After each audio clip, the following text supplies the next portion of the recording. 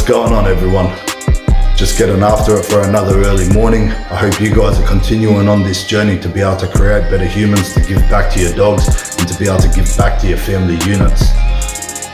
I had a question that's been pondering on my mind over the last couple of days that I wanted to share with you. And that is, what do you think it is that you represent to your dogs? What do you think it is that you represent to the rest of your family, to your peers?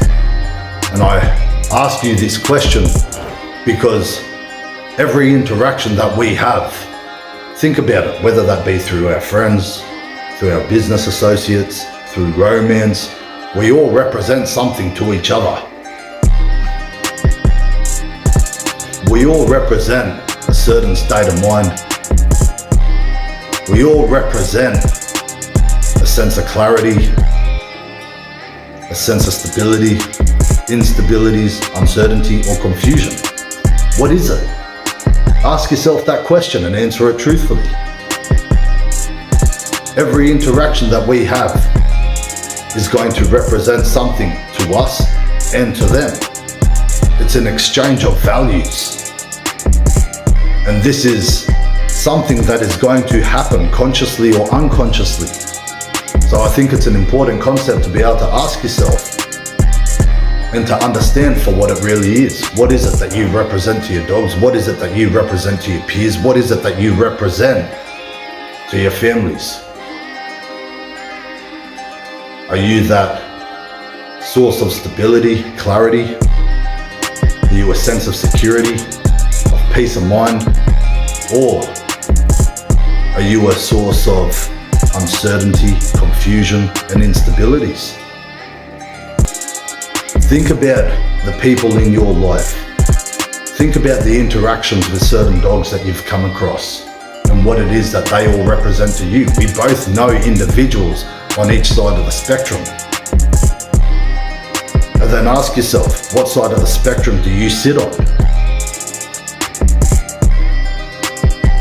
And if you're one of those individuals that sits on the side of one that shares instabilities, confusion, and uncertainty with those that you interact with, that's okay. This video ain't to upset you, but it's to be able to create awareness over what it is that you actually represent.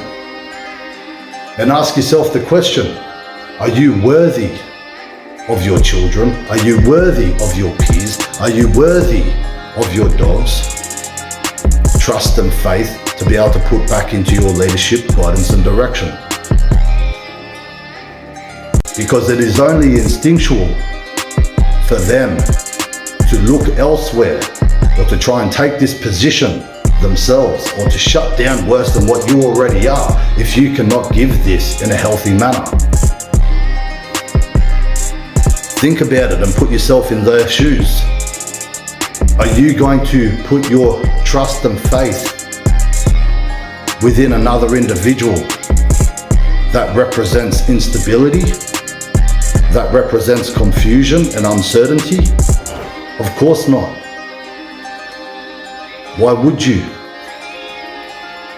You know, if you put your trust and faith into such an individual, that's going to lead you down that same path of confusion.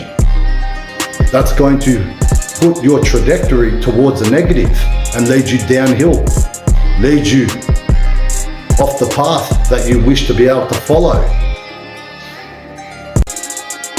But you have no problem putting your trust and faith into an individual that is a source of stability, that is a source of clarity, that can give you that peace of mind, that can give you that sense of security. So, in saying all of this, why not learn to adopt the responsibilities so that we can conduct ourselves in such a manner, so that we can gift this back to our dogs, so that we can gift this back to our families? It's an important concept to understand, I think, and it's an important question to be able to ask yourself and answer truthfully. It's all about creating that better individual to be able to give back to our dogs. It's all about creating that better individual to be able to give back to our families. Because you know what? They deserve it. Have a think about it. Hope that little bit of food for thought helps. Peace.